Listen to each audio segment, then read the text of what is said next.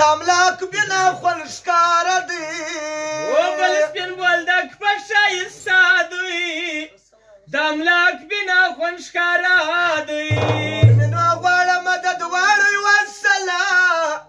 راځه چې وپاته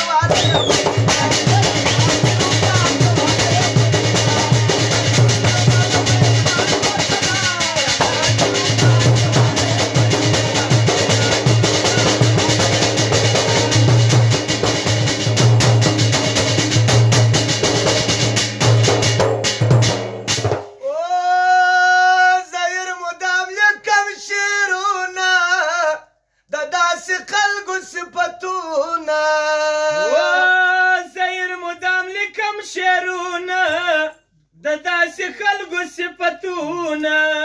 خدای دې لري خوشحاله داسې پښتانه